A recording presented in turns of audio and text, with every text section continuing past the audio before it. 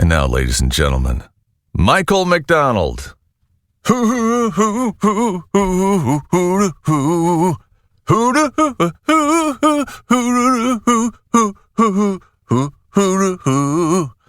Okay, enough. That's it. Shut it down. We have no idea what you're saying. No, we're done. Enough. Don't we have like a big hook here or something?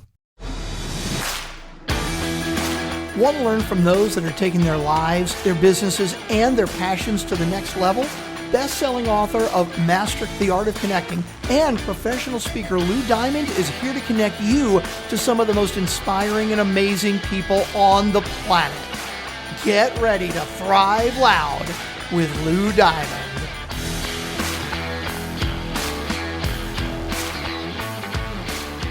Welcome, everyone, to another spectacular episode of Thrive Loud with Lou Diamond, connecting you to the most inspiring and amazing people that are thriving each and every day. I'm your host, Lou Diamond. Today on Thrive Loud, we have a professional speaker and a certified executive coach. His most recent book, Humbitious, The Power of Low Ego, High Drive Leadership, we're going to have a fun time talking about this, is out, and we're going to dive in and out. He focuses on leadership, coaching, and strategy. He's an avid soccer fan. I am definitely going to tap into that as well, and is coming to us from San Antonio, Texas. Thrive Loud listeners, Amer Kaissi. Amer, how are you today? Doing great. Thank you for having me, Lou. Truly a pleasure to come on. I'm going to work in weird ways in this conversation today, and I'm curious to know where you stand with this. It's the description of what this book that you've created is called, and that's my question. This low ego, high drive. Mm-hmm. I need to understand how this focus and the things that you do in your life became kind of the direction you wanted to share with everybody. So start with my background and how that led to this. Sure. I like that. Yeah. So I grew up in a small country in the Middle East called Lebanon, and Lebanon is a very small country. I live in Texas now, and I tell people you can fit 60 Lebanons in Texas. That's how small it is. So I grew up there, and I was actually born a year after the Civil War in Lebanon started. Yeah. That was a big deal back then. And, growing up in the Civil War is a big deal in itself. But one of the most formative experiences of my childhood was actually going to work with my mom, who used to work at an orphanage. So she was the director of the orphanage. And with that, she was there every evening, every weekend, holidays, days off. And I used to go with her, and I spent most of the time when I go with her playing with the orphanage kids. So, my family was middle class, but most of my childhood was spent playing with kids who didn't have much. I actually remember my 8th birthday, my parents were asking me if I wanted to have a birthday party and invite my friends from school. And I said, yeah, I'd like to have a party, but actually I want to invite my friends from the orphanage. So we ended up having the kids from the orphanage come to my birthday. And I share this experience because it's one of the earliest experiences I've had with being open-minded, with trying to see things from a different perspective than the one that you are in. And I say, that probably put a seed of humility in me, not that I'm the, most humble person, because if you're humble, you should never say I'm humble, right? But it put a seed in there for me to start seeing things a little bit differently and to start understanding how different people with different situations and different backgrounds, go through life. After that, I went to college, and then I came to the U.S. to do my graduate studies. And there also I learned a lesson in humility, because I actually decided to do a PhD at a very young age. Which is something that I don't recommend for anyone. So here I was, a 23-year-old person starting to have a PhD, trying to get a PhD. And that was not a good idea, because most of the people who were with me in that program were actually in their, 30s, 40s, and 50s. They had life experience. They had things to compare what we're studying against. And I was book smart, but I didn't have, life maturity. And that's when I learned another lesson in humility, which is, you start realizing what you don't know, and you realize that you need to listen and you need to learn from other people. You need to be, open-minded to other people's experiences. So I'd say these two experiences probably led to me being more open-minded about trying to understand humility. At the same time, when I started talking to people about humility, the common misconception that people will have is that, well, humility is a weak trait, right? If you're humble, you lack assertiveness, or maybe you're not self-confident.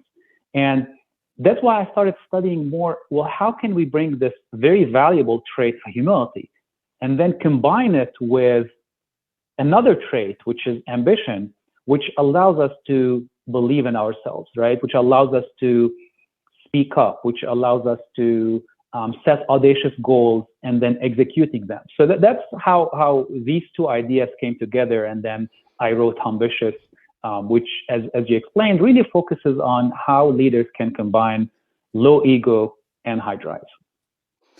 So thank you for sharing that. And I think it's interesting noting that you're a coach, which obviously harps on that empathetic component of your mind, the ability to stand in the shoes of another and see things from their perspective, but also being able to help people move onward and upward as a leader. So you're combining this, the way you need to be, and harping on taking in and being kind of a humble type of individual, and then harnessing that into the way that you can drive leadership. And that's where I want to ask the next question. So I don't think that there's I don't have a confusion in my head that there's benefits to being humble in the way you are.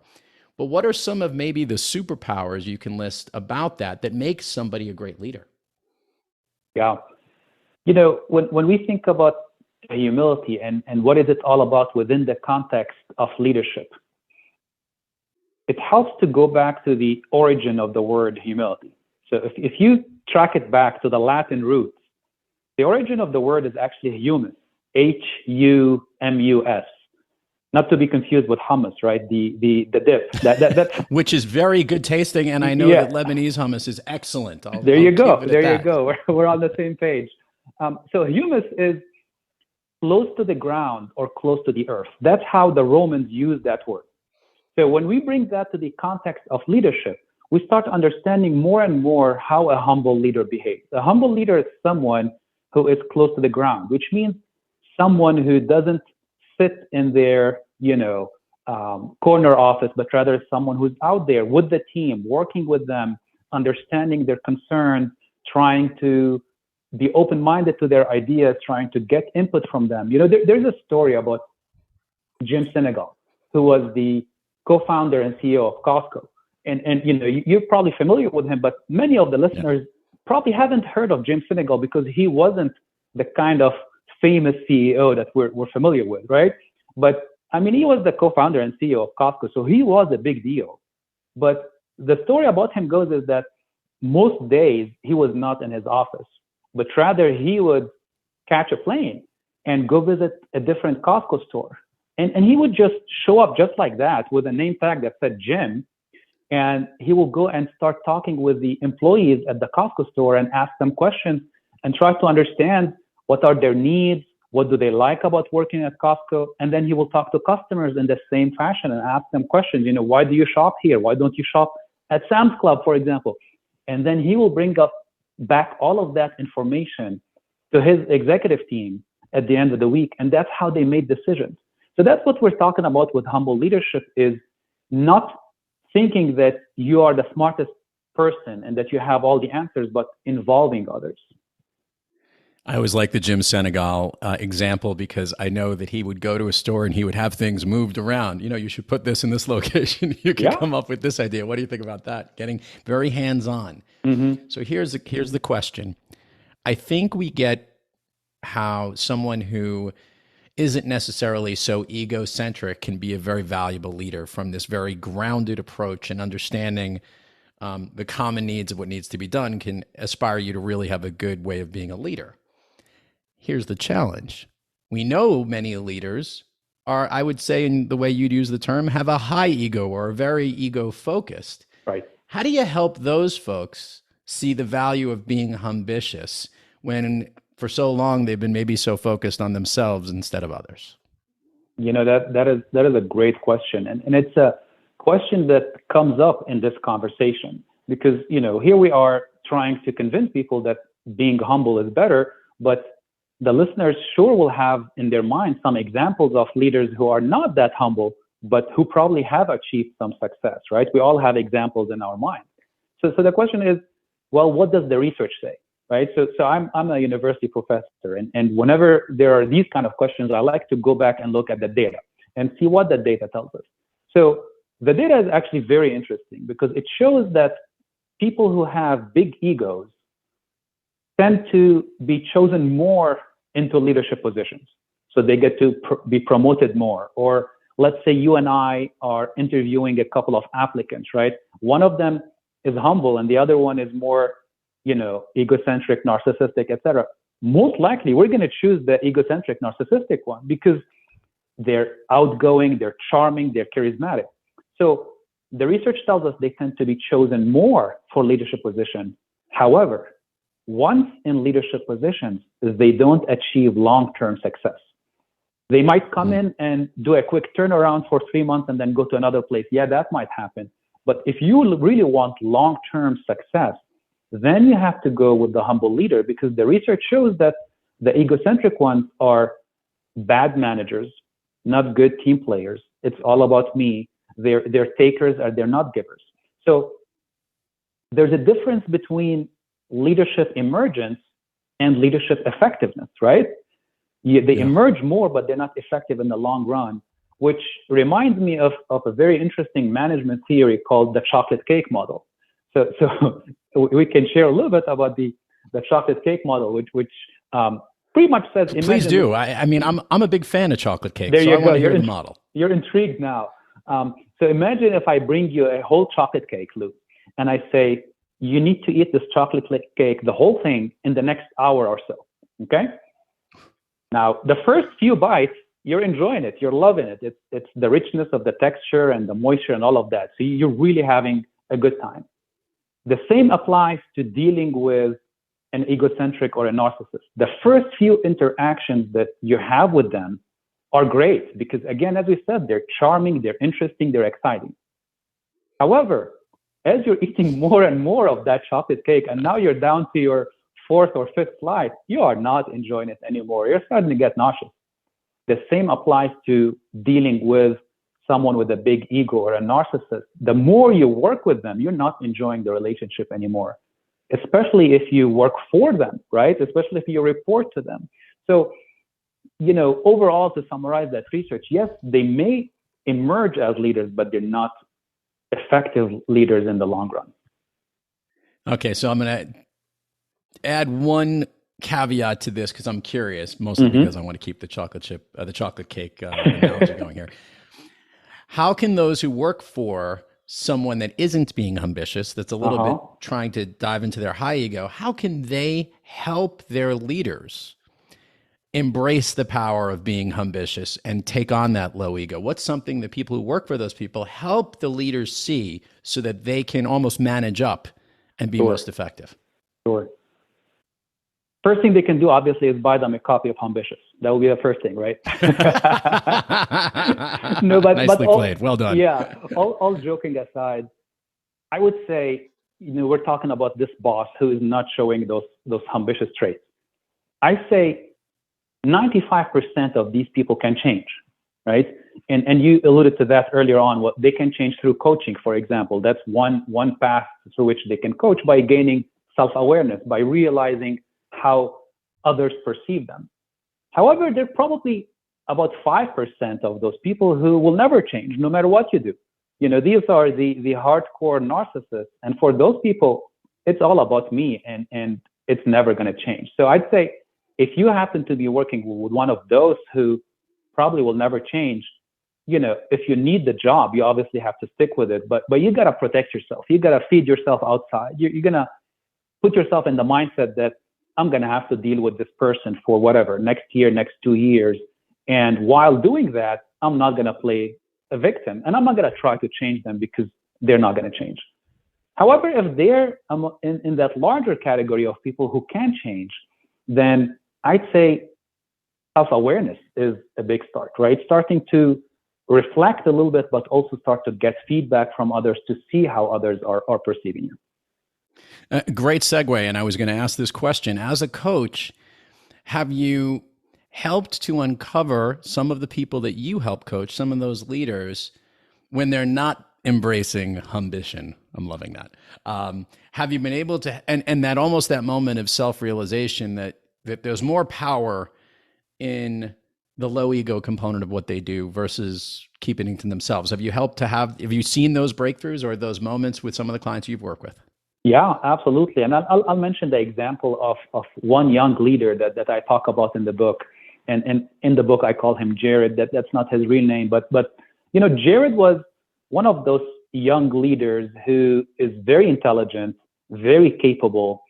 And since the beginning of his career, he kind of was very strong on the ego part, but not so much on the humility part. So he was very ambitious, wanted to achieve great things.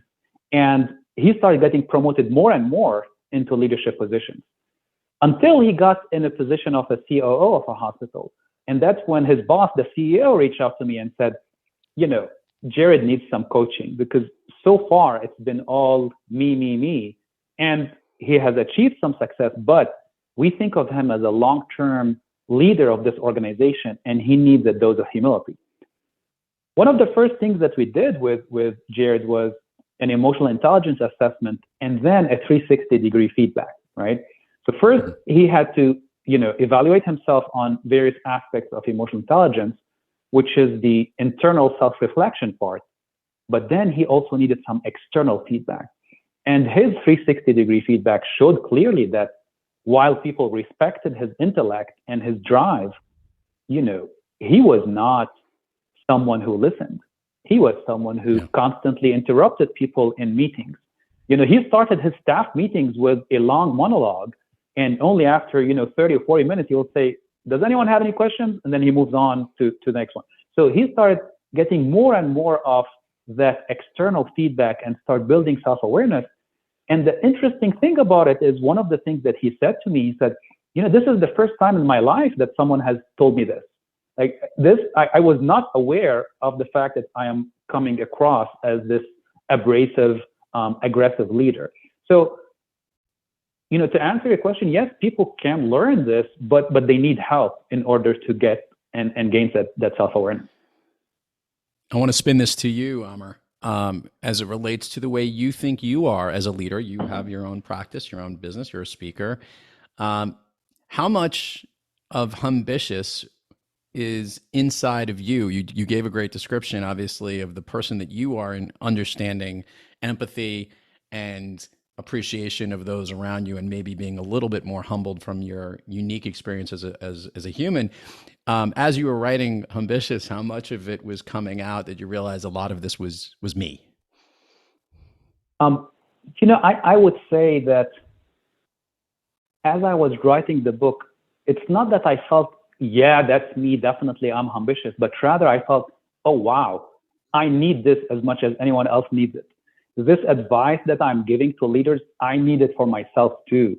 I'm always wary of the person who describes themselves as a humble leader or a servant leader. I hear that all the time. Someone says, oh, I'm a servant leader. Well, if you're a servant leader, you shouldn't be saying this about yourself. It's other people who call you a servant leader. So with me, as I was writing this book, sure, I did, notice that, yeah, I'm doing some of these things, but there were a lot of other things that I'm like, oh my God, I do that too. I tend to like sometimes to be, the center of attention in a meeting. I sometimes speak too much and don't listen. I interrupt other people.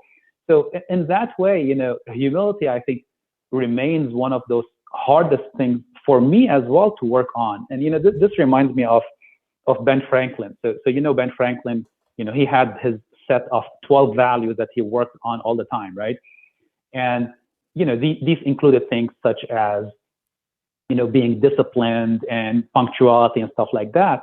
But then when he shared his values with one of his friends, that friend told him, you know what, you may want to think about adding a 13th value. And Ben Franklin was, which one? And he said, humility, because you're not that humble. And he put a plan in place and he worked on it throughout his life. But at the end of his life, when he was asked, of these 13 values, which one was the one that you struggled with the most? He said, it was humility, because it went a little bit against my nature. And I would relate a lot to that and say, for many of us, it may be a little bit against our nature, but that's why the practice and the intentionality is so important. Yeah, I also think, there are moments when we don't need to always be humble. I think there are moments when we need to recognize and self-appreciate some of the things that we do of our own self, of our own ego. Not all the time, because that would be a little too self-serving, and others would find it, like, as you said, like eating the entire chocolate cake. But every now and then, let's call it what it is. That cake is not so bad, a bite here or there. Yep, absolutely. Absolutely. Amer, I love asking guests on the program this question. Curious to see where this goes. Look, you've been thriving as a coach in your career and now as an author with this great book and a lot of great speaking opportunities. But yet we do have days when we're not quite kicking on all cylinders, when we're a little off our game. Amer, when you have trouble thriving, who or what practice do you seek to get yourself back on the thriving track? What a great question. I'm going to share a couple of practices. The first one is to go out for a run. I'm not a runner, but I like to run. So, when people see me running, they're like, are you training for a marathon? I'm like, no, I just run so I can eat burgers. That's it. It's a balance thing. Exactly. Totally yep. But other than the physical benefits of it helps me clear my mind, and you get that adrenaline rush. And I feel on those days when, I'm trying to get started on a couple of work projects and I'm just not in the right headspace. Yeah, I go out for a run, and that gives me a lot of clarity. The other practice is I'm very blessed to have, my wife, who is, my best friend, but also kind of acts like a coach with me sometimes. And when I'm going through a tough patch, she's the one who provides sound advice and who helps me see things as they should be seen rather than how I'm seeing them in a distorted way. So I'll say these couple things, for most of the time, these help.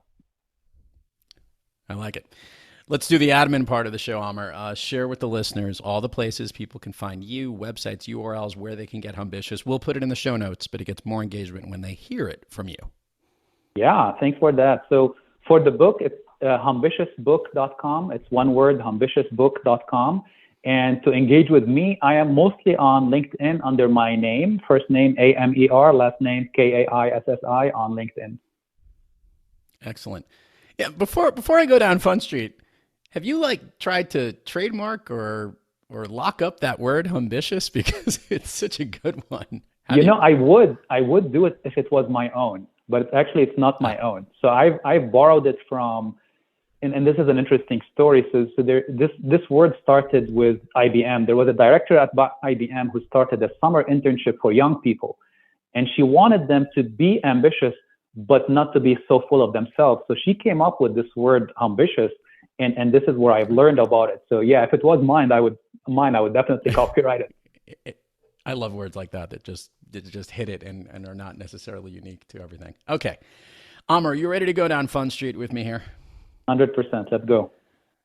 You shared with me in the show notes beforehand, but can you share with the listeners what you think is your all-time favorite movie?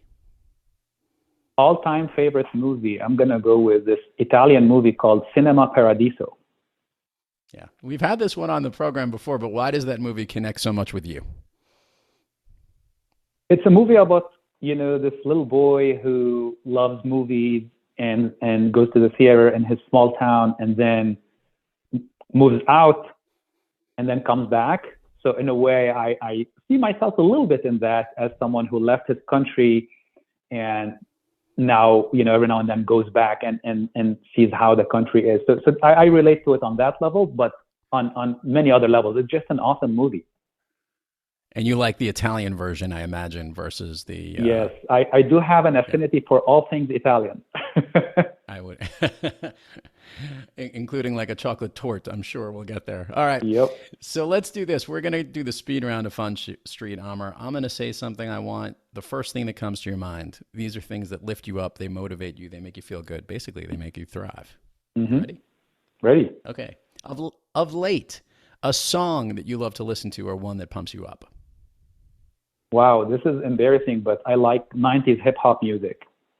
So that's not embarrassing. What's wrong with 90s hip hop music? The choice of song may be embarrassing because there is this song that used to be played all the time when I went to parties in the 90s when I was a teenager, and it's Rhythm in the Dancer. So that song, every now and then I'm feeling down, I put Rhythm in the Dancer on my phone, I listen to it.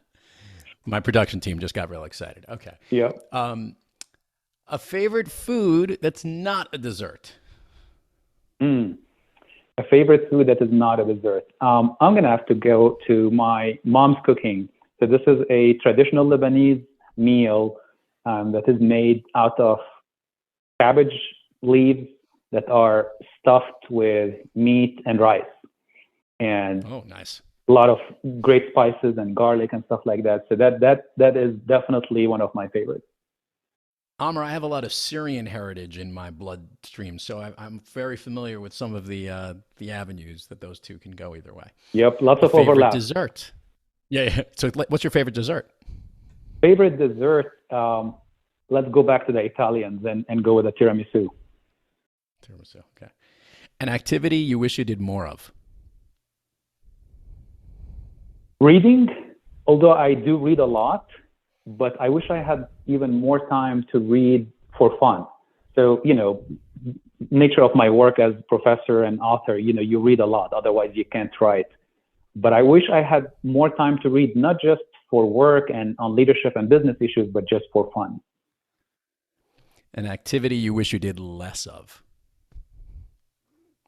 My kids got me hooked on TikTok, and it's the best thing in the world, but it's also the worst thing in the world. So I wish I would spend less time on TikTok now. It's just so addictive. And I got into all of the people cooking on TikTok, and they're amazing recipes and stuff. So yeah, it is addictive. So I one of my New Year resolutions is less TikTok and more books. Amer, if I could snap my fingers and you can go anywhere in the world, where are you? Maui. Have you been? Yeah. My wife and I went just before COVID hit for our 20th anniversary, and it was a magical trip. It was one of our first trips without the kids. Our kids are teenagers now, and it was just, the whole trip was amazing. We had a great time, and we did some great hikes. Amer Kaissi, he's Humbitious. And he's got a book to with the name to title it. Everybody check it out. Obviously, a great speaker, good professor, and a great coach. Amer, thanks so much. Before I let you go, though, you're an avid soccer fan. Who is your football club of choice? Who do you support? I support Manchester United, which is not doing very well the last 10 years, but I started supporting them before they became successful. So I'm a child of the 80s, so I started supporting them in the late 80s. They were not winning anything, and then they won everything for 25 years. And then when they stopped, they really stopped. But I'm sticking with them. Amer, everything was going well in this interview until we got to that point. I mean, that was we fumbled the ball right before the goal line here. What's your team, because I'm Lou? a big Arsenal. I'm an Arsenal fan. I'm a Gunner fan, which is more painful than anything else. So there are a lot of parallels in the stopped winning part. You have more championships. That's all I could say. Amer Kaissi, thank you so much for coming on Thrive Loud. This has been great to connect with you here. Thank you so much, Lou. It's been a pleasure. And to all our listeners out there, thank you for joining us. And until next time, keep moving onward and upward. And remember, be brief, be bright, be gone.